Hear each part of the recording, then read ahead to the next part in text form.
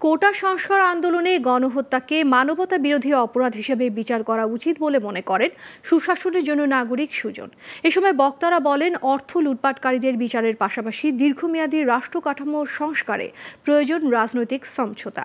সকালে রাজধানীর গুলশানে গবেষণা সংস্থা সিপিডি আয়োজিত সেমিনারে এসব কথা বলেন তারা। তবে আগে প্রশাসনিক ও রাজনৈতিক সংস্কারের পক্ষে মত দেন বৈষম্য বিরোধী আন্দোলনের সমন্বয়ক নুসরাত তাবাসসুম। এদিকে সিপিডি ফেলো মুস্তাফিজুর রহমান মনে করছেন, ছাত্রদের পড়াশোনায় ফেরার পাশাপাশি একটি কাঠামো তৈরি করতে হবে। বিস্তারিত আলাউদ্দিন আল আজাদের রিপোর্টে। বৈষম্যহীন রাষ্ট্র গড়ে তুলতে অন্তর্বর্তীকালীন সরকারের চ্যালেঞ্জ ও কিভাবে তা মোকাবেলা করতে হবে এসব বিষয় নিয়ে বুধবার রাজধানীর একটি হোটেলে নাগরিক ভাবনা আয়োজন করে গবেষণা সংস্থা centre for policy dialogue CPD.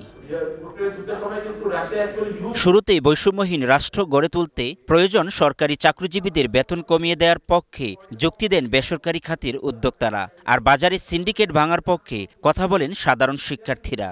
কাঁচা বাজারের অনেক বড় একটা বাজার হয়েছে, কিন্তু এই বাজারটা কারাপ্টেড। এই বাজারটা কিছু কয়েকটা সিন্ডিকেটের হাতে দায়বদ্ধ রয়েছে, তারা আটক হয়েছে। এই সিন্ডিকেটগুলো ভাঙা জরুরি। সরকারি চাকরিজীবীরা উপরে আর সবাই বাকি পাবলিক নিচে।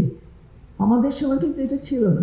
অন্তর্বর্তী সরকার সবকিছু ঠিক করতে পারবে না, এমন বাস্তবতা তুলে ধরে অর্থলুটের বিচার ও প্রশাসনিক সংস্কারকে শক্ত করতে রাজনৈতিক সমঝোতা প্রয়োজন বলে মনে করেন সুজন সম্পাদক বদিউল আলম মজুমদার। অনেকে বলেন এটা মানবতা বিরোধী অপরাধ।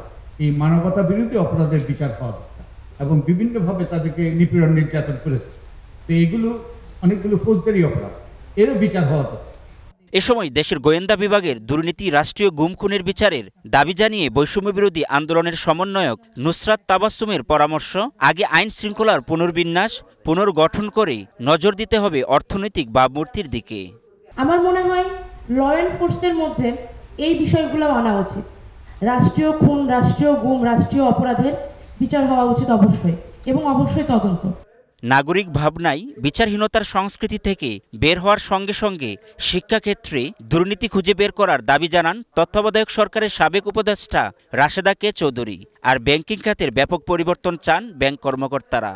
এই যে চেঞ্জ আনতে হবে ব্যাংকিং সেক্টরে, এইটা যে কত বড় আর কত ভাস্ট, কত র্যাডিক্যাল আমি বলতে পারবো না। এই শিক্ষায় দুর্নীতিটা আমাদেরকে পচিয়ে ফেলেছে, সেটা ঠিক করতে হবে।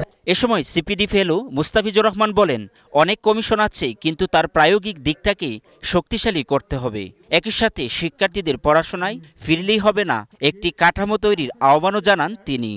প্রতিষ্ঠান আছে আমাদের, দেখেন আমাদের অ্যান্টি করাপশন কমিশন থেকে শুরু করে মানবাধিকার কমিশন থেকে শুরু করে কমিশনের অভাব নাই, অনেক আইন ইত্যাদি আছে, কিন্তু ওইটার প্রায়োগিক যে দিকটা সেটাকে কিন্তু আমাদের শক্তিশালী করতে হবে। কেবলমাত্র ছাত্ররা তোমরা পড়ালেখায় ফিরে যাও এটা বললে আমার মনে হয় যে এটা কিন্তু হবে না। আমার মনে হয় যে আমাদের কোনো একটা কাঠামো লাগবে। আলাউদ্দিন আল আজাদ, গ্লোবাল টেলিভিশন, ঢাকা।